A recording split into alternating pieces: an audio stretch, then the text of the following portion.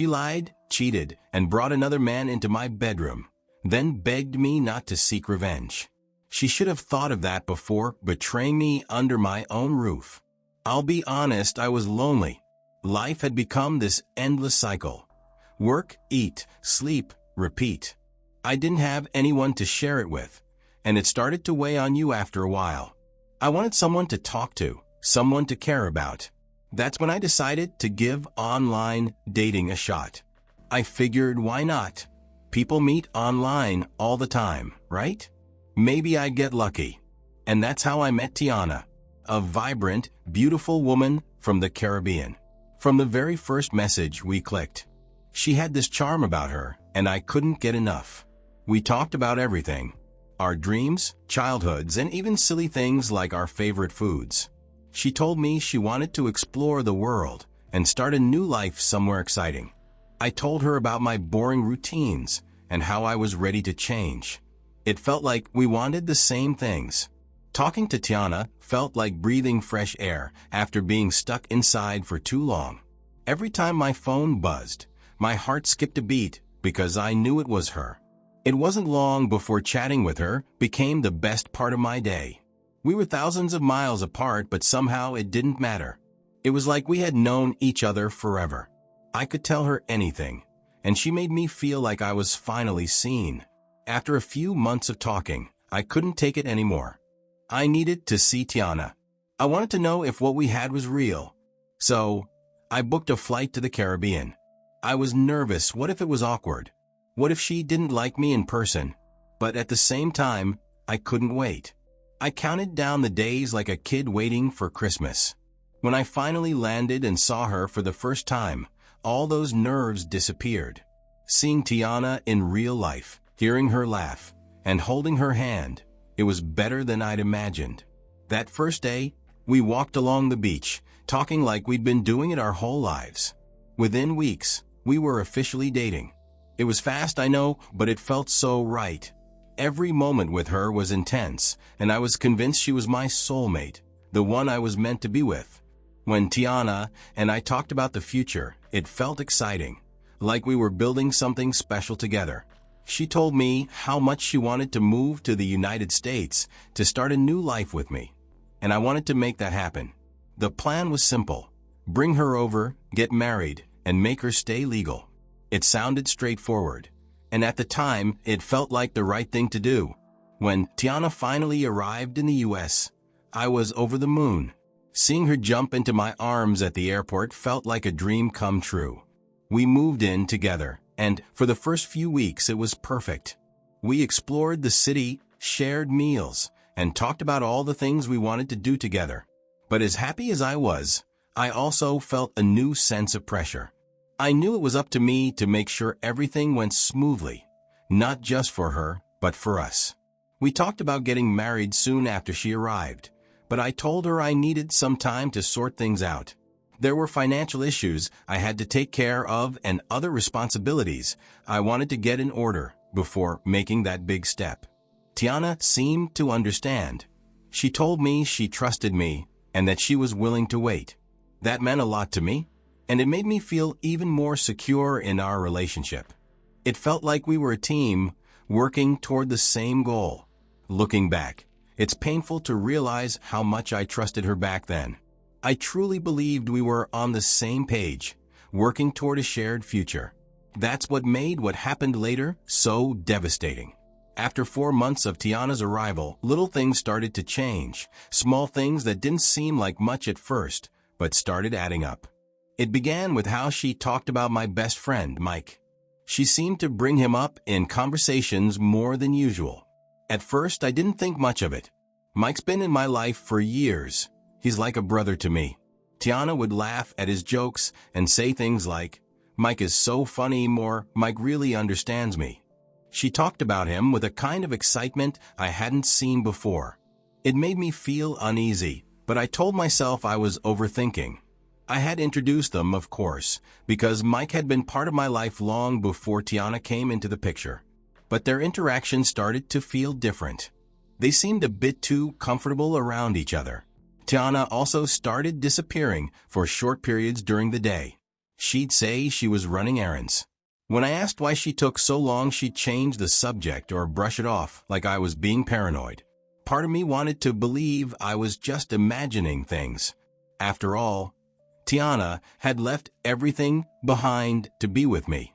She moved to a new country, away from her family and friends. Wasn't I being unfair by doubting her? But the doubts didn't go away. Once a crack forms, it's hard to ignore. At the same time, I was scared of what I might find if I pushed too hard. What if I accused her and was wrong? What if I ended up ruining our relationship over nothing? So, I kept my suspicions to myself. I watched. I listened. I waited. The day I confirmed my suspicions started like any other. I wasn't supposed to come home that afternoon. I had forgotten my work laptop at home and realized it halfway through my drive to the office. It wasn't a big deal. I could have gone without it, but I decided to turn back. I thought it would be a quick in and out, grab the laptop, and head back to work. As I pulled into the driveway, everything seemed normal. The house was quiet. I wasn't expecting anything out of the ordinary. The moment I opened the front door, I walked through the hallway, heading toward the living room where I had left my laptop. That's when I heard it, soft laughter, whispers, and moans. I froze. Slowly, I moved toward the sound, careful not to make a noise. When I peeked into the bedroom, my worst fears were right there in front of me. There she was, my girlfriend, lying on the bed with my best friend. They were wrapped up in each other, kissing like there was no tomorrow. I stood there, completely frozen, watching the scene. My mind went blank. I didn't know what to do. My first instinct was to burst into the room and yell, to confront them and demand answers. But something stopped me. Instead, I reached for my phone, my hands shaking as I hit the record button on the camera. I needed proof. I didn't know why exactly, I just knew I needed it. As I stood there, silently recording, a wave of emotions hit me all at once. I felt anger at both of them for betraying me like this. I felt heartbroken because this was the woman I had loved, the person I was planning to spend my life with. And I felt disbelief. How could this be happening in my own home, with someone I had trusted my entire life? I didn't stay long. I got what I needed, turned around, and walked out of the house as quietly as I could. I didn't want them to know I'd been there, not yet. I got back into my car, my hands still trembling as I gripped the steering wheel. In that moment, everything changed. My life, my relationships, my future, it all felt like it had been ripped apart. And the worst part? I didn't even know what I was going to do about it yet. I dug deeper. I went through her emails and her bank statements. I found out she'd been receiving money from my best friend for months. She was telling him sob stories about how her family was on the brink of losing their home or how her little brother needed school fees. The worst part? She made it seem like I didn't care about her family, which couldn't have been further from the truth. I had always supported her dreams and even helped her send money back home when she needed it. The more I uncovered, the more it became clear Tiana had been playing both of us. My best friend wasn't just some random fling. He was another pawn in her game. And me? I started questioning everything. Was she ever really in love with me? Or was I just another stepping stone in her plan? Every memory we shared now felt tainted. The sweet moments, the laughter, the promises of a future together, it all felt like a lie. I felt sick to my stomach. I couldn't believe I had brought this woman into my home, into my life, thinking she was someone I could trust. Now I was left wondering if she had ever cared about me at all, or if everything we had was just part of her scheme. I knew one thing for sure. Tiana wasn't the woman I thought she was, and I wasn't going to let her get away with it. I began planning my revenge. I needed her to feel safe, to let her guard down. That's when the idea came to me, a romantic road trip. Tiana loved surprises, and I'd always been the guy who tried to make her feel special. I figured if I played the role of the loving boyfriend a little longer, I could set the perfect trap. One evening, I suggested the idea to her while we were having dinner. I told her I wanted us to spend a weekend away, just the two of us, to reconnect and create memories before we got married. Her face lit up like I'd just handed her the world. She agreed without hesitation, completely unaware of what I was planning. I picked a date for the trip and made sure everything looked normal. I packed our bags and booked a decent hotel along the route, everything she'd expect. I even threw in a playlist of her favorite songs for the drive. But as much as I tried to act normal, my heart pounded in my chest every time I thought about what I was going to do. The day finally came, and we hit the road. At first, everything seemed fine. She laughed at my jokes, sang along to the music, and talked about things like nothing was wrong. It was hard to sit there and listen to her, knowing what I knew. But I kept my cool, nodding and smiling like a fool. As we got closer to the border, I pulled the car over at a scenic spot, pretending it was for a photo break. But when I turned to look at her, my face wasn't the smiling one she was used to. "Tiana," I said, my voice calm but cold. "I know." She looked confused at first, but then her smile faded. "What do you mean?" she asked, trying to play dumb. I pulled out my phone and showed her the video, the one of her and my best friend. Her face went pale, and she stared at the screen like it was going to disappear if she blinked enough. "Don't bother lying," I said, cutting her off before she could speak. "I saw it. I've known for weeks." She started to cry, mumbling excuses about how it wasn't what it looked like, and how she didn't mean to hurt me. But I wasn't in the mood to hear it. "It gets worse, doesn't it?" I said, my voice shaking with anger. "You've been playing both of us, haven't you? Taking money, making us think you care. Was any of this real?" She froze, and that was all the answer I needed. Her silence said it all. I got back in the car and told her to buckle up.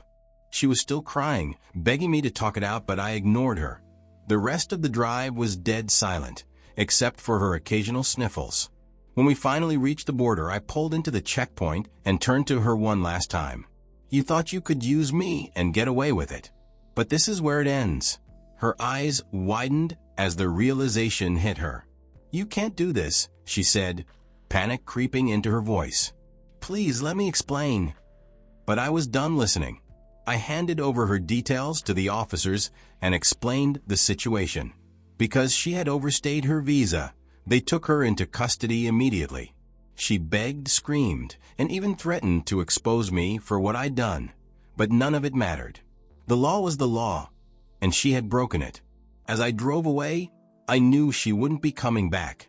Because of her overstay, she'd be blacklisted from entering the country for years, maybe even forever. She was out of my life.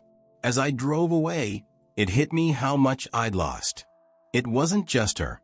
I lost my best friend, the guy I thought had my back since we were kids. And I lost the version of myself that trusted people so easily. The house felt quieter when I got home. I cut off all contact with both of them, her and my best friend. I blocked their numbers, deleted their photos, and avoided places where I might run into him. It wasn't easy, though. There were nights I'd sit there and wonder if things could have been different, if I'd missed some signs earlier, or if I was partly to blame. But every time I remembered the way they betrayed me, that feeling of regret faded. Looking back, I realized the pain wasn't just about losing her. It was about being used, manipulated, and lied to by someone I loved and someone I trusted. She wasn't just unfaithful. She played us both, me and my best friend, for her own gain. I can't say whether he deserved it, but I know I didn't. Still, I can't ignore that part of me feels relieved. I caught this before it went any further. Imagine if we had gotten married. Imagine building a future with someone who didn't even see me as more than a means to an end. Weirdly, I'm thankful I found out when I did, painful as it was. I learned a lot from this mess. For one, love isn't just about chemistry or shared dreams. It's about trust, respect, and honesty. Without those things, it's nothing but a pretty picture hiding cracks that'll eventually break wide open. I also learned to trust my instincts. Those little doubts I had in the beginning, I should have paid attention to them. And here's the big one. I realized my worth. I spent so much time trying to make her happy, bending over backward to prove myself. But love shouldn't feel like a competition. I deserve someone who chooses me because they love me, not because of what I can do for them. I'll admit there's still a part of me that wonders, did I go too far? Was deporting her the right move, or should I have handled it differently? I want to hear from you. What would you have done in my shoes? If you've been through something similar, share your story in the comments. Maybe together, we can figure out how to navigate these kinds of betrayals and come out stronger on the other side. Thanks for sticking with me through this. It wasn't easy to relive, but I hope my story can help someone out there.